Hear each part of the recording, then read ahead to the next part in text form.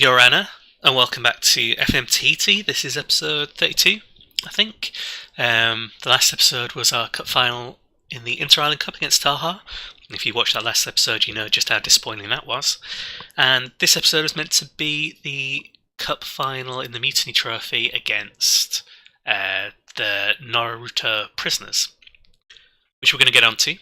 But as I was clicking through, our youth intake appeared, and I've not had a look at them, so we're going to look at them together. So this is our second youth intake, and remember, every youth take we have brings us a little bit closer to having enough players for us to manage the Austral Islands team, but also just gives us more players to work with.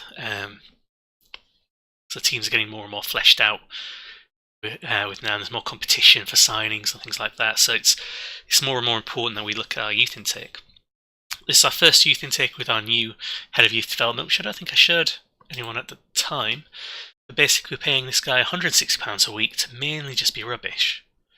Not a great deal going on with his stats that we can shout about. He can work with youngsters. He's adaptable. Level of discipline's okay-ish. About it.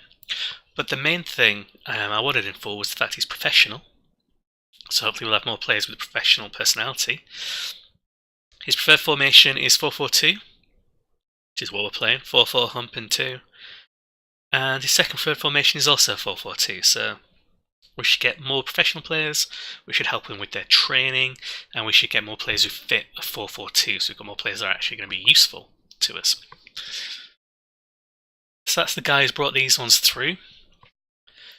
He's given us, this I think is, I don't know what everyone else thinks about the Golden Generation news item in FM19. I think it was in 18, I think it was in 17 as well. You would rarely get it in 17 and 18. I've got it, this is the second time I've got it out of 2 intakes for this save, which obviously isn't a huge sample. But in my other saves I've played, so in the beta save I played, I did like a journeyman where I ended up taking East Fife up to the Scottish Championship and then moved on to St Johnstone's and stuff like that. I've got quite a few Golden Generations in that one as well. And I don't know how it works it out. So when we got the first Golden Generation in the first intake, I just assumed we were being told it was a Golden Generation because there was no other generation to compare it to. I'm wondering if it's saying this one's a Golden Generation because it's slightly better than the last one, which was also a Golden Generation, so therefore this is a goldener generation, a very goldy-looking generation. So I don't know if this is just overrated. I don't know if this is just being used too much. I don't know what the threshold for this as a news item is, but if they are golden, fantastic. So first thing we'll do is we'll look at the pick of the bunch. So I think Tom Bothwell is the best of the bunch. He's influenced Clissold and Oram, but Bothwell's the one. Goalkeeper. Didn't really need a goalkeeper. Looks pretty good. Apart from this eccentricity. Tom Bothwell Barthez, or we might have to call him, 16 is high. That's 16 and a 16-year-old as well, so his decisions is 10. Concentration, composure is poor. I have a feeling he could be a very bad keeper. He could be really good, but he could be really inconsistent. 2.5 stars already out of possible 4, maybe 5. They still don't think he's better than Ahmed. It's interesting. He handles himself in a professional manner, so he must be professional. Let's look at the youth candidate team. So we've got the FM19 view on, so we can see their personalities and their general ratings and a lot of their kind of mental attributes as well. So look at this. We've got fairly professional, model citizen, good, fairly professional. We've got a couple of bad ones. So fickle is bad. The others are all kind of unambitious, light-hearted, realist, driven, casual. I guess casual's bad. Okay, let's look through them then. I won't show any of the kind of contract offers. I'll do those after we've had a look at them, but Let's go through. So Bothwell, meant to be the pick of the bunch. Position we don't necessarily need. Andrew Built or Bullet. Bolt. Yeah. Attacking midfielder centre. He could be really good. Not really playing in any of the positions he's not, a natural in any of the positions we're particularly interested in. His attributes still look amazing. I know I'm being picky, I'm being a cheesy beggar at this stage, but I think there's competition for that midfield position that he is far, far behind on, but we'll probably offer him a contract anyway. Left-sided defender. Not amazing, not terrible. Again, with Joe Jansen and Lamb. I think he's going to get in the team for a bit. But we'll keep hold of him in case someone else wants him. Whoops. Cameron Clark, strong name. Attack midfielder centre. He looks better than the other guy. See, I've already forgotten his name. The other attack midfielder, but he plays more in the hole behind them. So he might be quite useful actually if we end up playing a different formation, which we might do. Might have to overhaul things in a bit. But physically he's quite good. Matt Clissold, who should also be professional, I believe, because of the influence of the head of youth development. Central defender. Doesn't look particularly special, but could probably come in and do a job if we needed him to push. We could rotate him in. Matt Cox, left-sided midfielder. His mentals are interesting. Not particularly great elsewhere, but his mentals have got potential. Neil Hersig, or Herkig, some kind of mishmash of consonants. Doesn't look very good. He can tackle, he's strong. Not a fan. Say this, he's probably going to be amazing, isn't he? Paul Manuel. I'm assuming this is the younger brother of the other Manuel we've got. Is he? No. He loves me already, though. And head of youth. Okay. Interesting. So he's not the brother of, whatchamacallit, the other Manuel, but plays on the other wing. Could have a double Manuel wing. He looks okay. Physically, he's okay. Bit of a leader. Not particularly good at anything else. And he can cross, which is kind of what we want from that position anyway. So, promising. Tom McCallum, right midfielder. He's okay as well. He could be a good backup rotation option at some point. Morris looks decent, dare I say. Physically, he's looking okay. Mental attributes, got good teamwork and determination. Work rate's getting there. Defensively, he's not actually that good, but he's promising, I think. He could do the job. Robbie Neon Saba looks terrible. He genuinely looks bad. Matt Oram, another one influenced by their head of youth. Some good mental attributes, but nothing special. He is a great player, which is what this has gone. Jesse Thomas. Good passing. Good generic central midfielder. We can plug him in there if we get low on players. Jack Tutchin. Attacking midfielder. Has some interesting attributes. Be worth keeping an eye on, but he's going to need to improve. Nathan Wilkinson, a striker. Good finishing. Composure's okay for a 15-year-old. Off the ball's not bad. More of a poacher there, which we don't currently use. Cameron Bell on the right. Mental attributes got promise, but not much else. And Bothwell. So, kind of disappointing in that they're all highly rated as their potential just because our team's so bad currently. I'll probably do is everyone is a professional will get a contract no matter what. Model citizen will also get a contract no matter what, as will driven. Balanced. There aren't many players I might let go. So Nathan Wilkinson, who's that striker, yeah, go. He's going to struggle. There are people in front of him for definite, but I'll have a look at the under-23s as well, generally, see where we've got a bit of depth. Most of these ones I'll bring on anyway, just because of trying to build up the pool. It will give me a bit of a hit financially, though, because I'm going to have to pay them contracts, and although it'll be small, it will add up pretty quickly. So let's go ahead to the Mutiny Trophy. Thanks for rubbing in with the news item. Yeah, I remember the ticker tape. Still pulling it out of the stadium. Can't believe the B is our own stadium. We're doing so bad. So we've got our historic Mutiny Trophy final against the Prisoners. The Prisoners are in the Gold Developmental League, and they're in second place, and their team is tiny. They've been poached. A lot of the players have been poached. They're a little bit behind Ace Chance, who were promoted from the Silver last year. It looks. Oh, what? What? Okay, so our striker with 32 goals is out for 2 weeks. And tomorrow we play our cup final. Our main goal outlet is gone. Okay. Okay.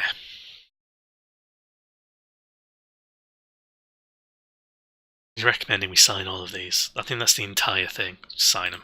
Do it. One less job. So Wallace has got a 9.5 in training. Not going to praise him this time. I want to see him do it for another week. Yep, they're all signed. Chance is finally happy with the amount of football he's playing. Right, so let's work out what we're going to do against the Prisoners. So Nororuto, if you Nororuto, yeah. If you look at the Austral Island video, it's a colony. It's an island with not much on. It's the Isla de Marie, and it's a former penal colony, which is why they're playing in their prisoner stripes, because I'm sensitive like that. So this is weird, because technically we're above them by quite a lot in the leagues, so we should be able to beat them.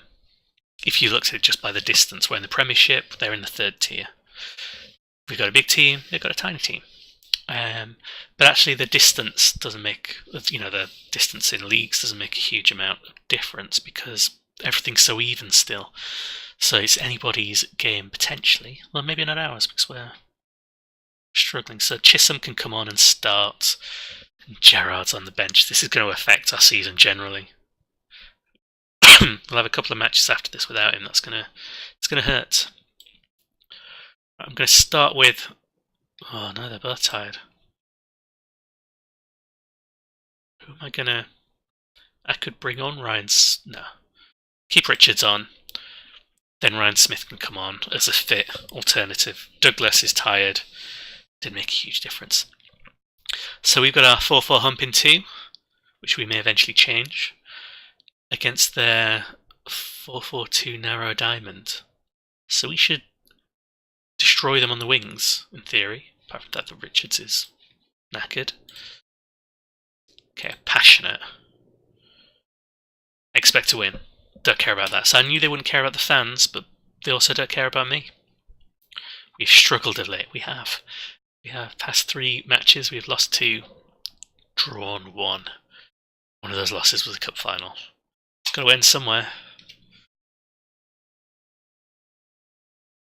I believe we are playing at our stadium again. I should probably check this beforehand. Yeah, so 2 cup finals, both at home. Look at the draw. Didn't use our home advantage at all before. Ooh. How did that not? I wonder if the player following up just thought he was offside. It was a dangerous free kick. Get in the right area. Should get some kind of warning, so I imagine they're going to score a belter from this now. Yeah, there we go. Predicted it. Good odds that they were going to score from that. Partly because it's a free kick, and free kicks are very easy to score in this one apparently. And just because the way the highlights started. Started with that warning rather than anything else. Okay, losing the game. Almost got another one. Can't get rid. Thought that was a penalty then.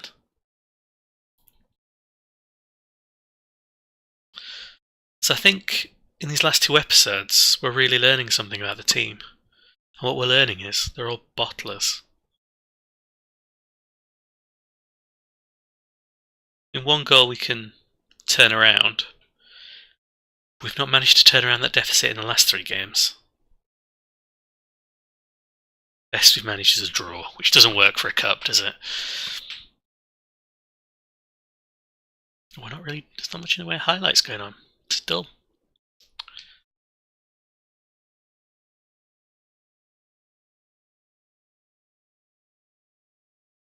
Okay. So yeah, Richards wants to get subbed off because he's exhausted. Maybe I've just not learnt from my last mistake in the last match by putting Richards on when he was knackered. Maybe I should have just accepted that fresh legs needed to be on from the start. Aggressive, not happy. Really not happy with them. Is it Ryan Smith? On you go. He's played once before. He's never experienced a win. Doesn't know what it is to win as a humpbacks player. He played in the All-Per match, maybe. They're getting more shots than them. Slightly more possession, but nothing useful. Oh, what? 2 free kick goals. It was a nice goal. Like if some of my players could score that.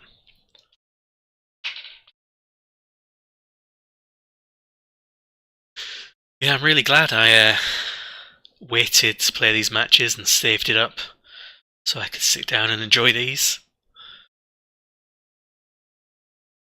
Love playing FM and losing cup finals. To be fair though, we have had a really good season, generally. This is an absolute kick in the teeth, but generally it's been alright. To get so close and then lose is irritating. What? No. Conceded 3. 2 cup finals and we've conceded at least 3 goals in each of them. That was a lot like Laurent's goal in the other final. They're getting into that bit. And if I had lots of defensive midfielders, I would change my tactic to stop that, but don't know what to do. Apparently my team don't know what to do. Is there anything I can do? Right. Spearling on Fernarandona, who is spiralling out of control since his red card. Henderson can come off for Wallace, because Wallace has done nothing. Chisholm's generally got a better goal scoring record, even though I'm pretty sure I've not seen him do anything in this match. And that's it. Is there anyone else who's got any kind of... I've made 3 substitutions, so I don't know why I'm wondering about whether there's anything else I can do. Nothing I can do sub-wise. Tactically, clearly, well, sorry I'm knocking the microphone around. Clearly I'm inept tactically. This is shameful. Genuinely shameful. Instead of a lap of honour, the team needs to do some kind of lap of shame. Just go to the 4 corners of the pitch and apologise. Henderson hit the corner flag.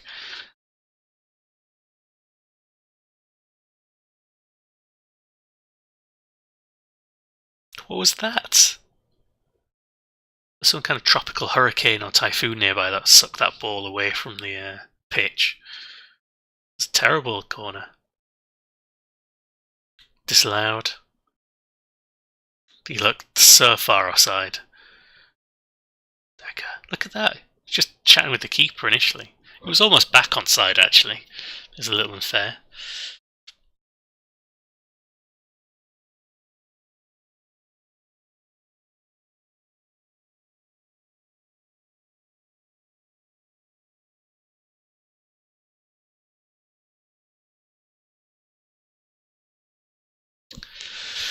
See, I wouldn't be surprised if they scored another one. So although we've not played terribly, we've not actually done much. Whenever they've gone forwards, they've been pretty good. From free kicks, anyway.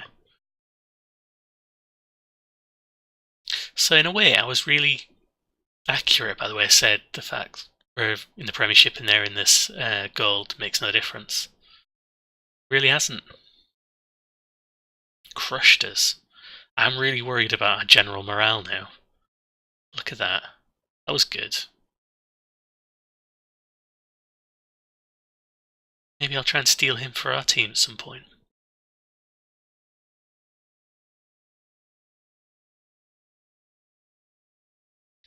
This has been bad. I mean, this is useful in the sense that it's making me really think about things tactically. Like, I love the long ball tactic. One of the things I did off camera recently was just look at where the goal assists were coming from, what type they were. So, short, medium, long, through ball, cross, that kind of stuff, set piece. You can check all of those kind of things. It's not 100% accurate. I think there are some counting issues. But a lot of our goals were actually short. I'll show you at the end of this one, actually. I'll bring it up. 5. That's so bad. What do I do to the team after this? Can I just ship them off? I could play an entire youth squad, but they're terrible. Look at that. That's disgusting. We shouldn't have done this badly against them. Even though it's meant to be fairly even, we shouldn't have done this badly against them. Yeah, so tactically we need something else. 4-4 humping 2 has got us this far, but it's not going to get us much further by the sounds of it. Assertive, what was I doing? Aggressive. Yeah, that's it. Let's just make the situation worse. You were terrible, partly because you were tired. Come in tomorrow, I'll make you even more tired. 5-0. So I believe we probably set a record here as well. Largest defeat in the Muntiny Trophy against Nororuto. So, just to kind of clarify here, we still have no silverware to speak of. We are the runners-up in the Inter-Island Cup, and in the Pride Trophy, and in the Championship from last season. No silverware.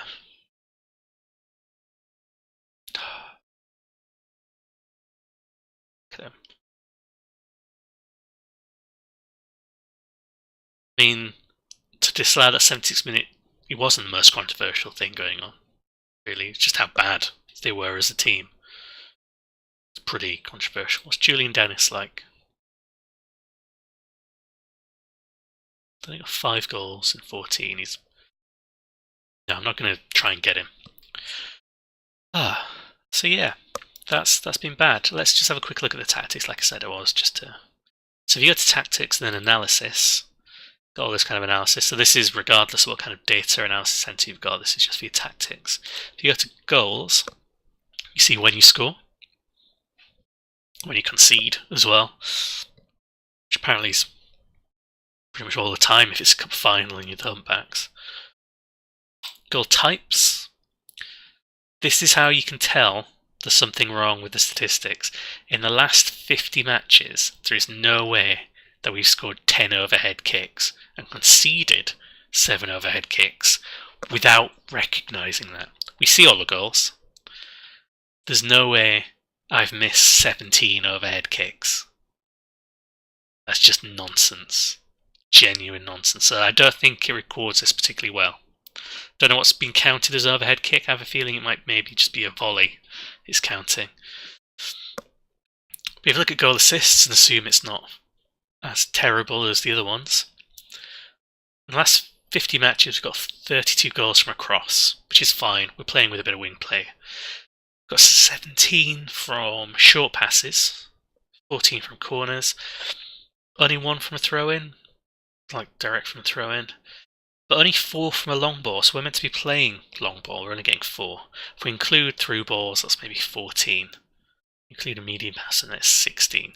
So we're getting as many from what we would, categorise our long ball kind of play, from kind of these positions, as we are just from short passes anyway. And I know this is probably skewed slightly because a short pass could be the long ball goes in and then it's passed into the middle. Or nodded down or whatever. That would be a short pass even though it's come from the long ball. But as we noticed in one of the cup finals, not this last one, the other one we bottled, it's we were passing it around in the midfield a lot, not particularly getting anywhere. So I need to either tweak what we've got or just accept that maybe we're going to be a bit more of a passing team and go that route instead. Maybe we just don't have a good enough target man to make this work. So many doubts now that we bottled this. So look at this run of form. Terrible. Don't know what else to do with them. 2 opportunities to win silverware, mess them both up. But that's the end of February for us. It's the middle of February in real life, so a little while left to go before the end of real February. But the O-League's gone well, but the teams were weak. If we ignore the O-League, then we have 2 draws, 3 losses, 2 of those in the cup final. It's not been a good February, on balance. The teams we've got left, we've got Pepite, the Eels, the Eruptors, Manuet, and Tupai. I'll probably play this one off camera, come back for these 2 because the Eels are doing particularly well. But we've only got the O-League and the league itself to focus on now. We're behind in the league, and I think in the O-League, if we can't beat the Prisoners, Tahoe have been terrible for a season, we're probably not going to do particularly well against Wellington and Auckland. Probably a little bit beyond us. Don't want us getting too optimistic. Obviously, we've got to be real about this. Our season could be petering out just because we can't quite handle what's going on. Because they're bottlers. Tired bottlers. So I'll leave my moaning there. Thanks for watching, even though in the last 2 episodes we've just been completely put to the sword. But it will get better, and it is our 2nd season in the Premiership, so we're not expecting masses of silverware yet. It's just massively disappointing that we've spurned the chances so far. But it will get better, mainly because it has to. Thanks very much for watching.